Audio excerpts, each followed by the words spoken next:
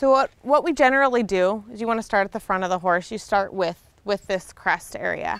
One trick that I've kind of learned that has really been helpful to me and easy to explain to people is to kind of put one finger on either side of their mane and run your hands down the length of that neck.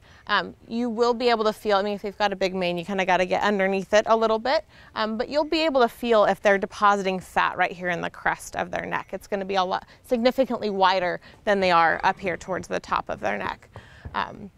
That's going to be your first thing. And again, like Kelly had mentioned, different breeds are just like different humans. They're going to deposit fat in different areas. There are some breeds that will put a lot of fat up there and have less back here. So you want to think about that when you're handling the horses.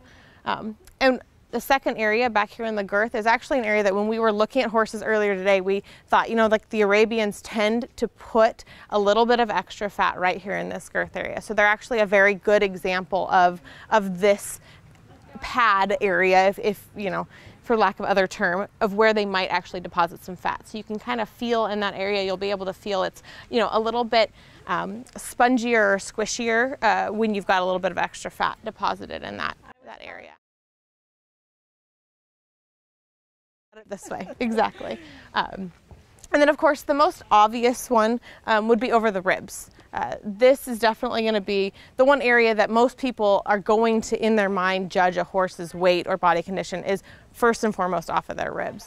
So ideally you want to be able to feel those ribs, but not have to push hard, but you don't want to see them. So you're going to have to be able to palpate whether you've got a thick pad of fat between your hand and those ribs, or if they're right there below the skin.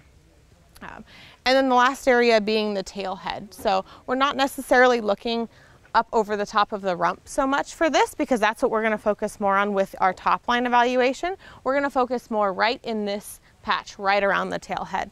Again, kind of like their spare tire up there, it's going to be a little bit squishier if they've got that. And a lot of times you'll see a bulge kind of come up on either side around that tail head.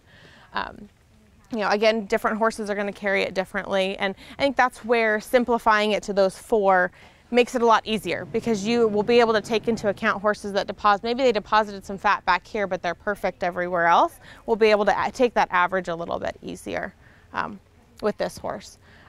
With him, you know, as an example, if we're wanting to put down some numbers, we would probably have him at about a 6 in the crest area. Are we allowed to use half numbers, 5.5? Not for this. Okay.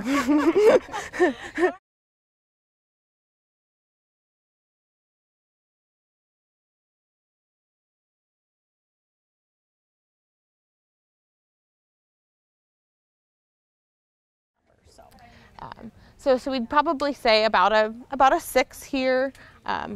Definitely has a little bit extra fat right here. So I would go with more of a 6.5 to a 7. So we'll say 7, just to be on that side. But over the ribs, this horse is more of a 5 to me. He's a really good example of that, where he's kind of carrying weight in other areas rather than just over his ribs. And around his tail head, he does have some amount of fat, but it's not an excessive amount either. That area, I would say probably more of a 5.5, but we'll say a 6, because we have to make it simple. So if we have a 6, a 5, a 7, and a 6, we would take those 4 numbers, divide them by 4, and that's going to give you your body condition score for this horse.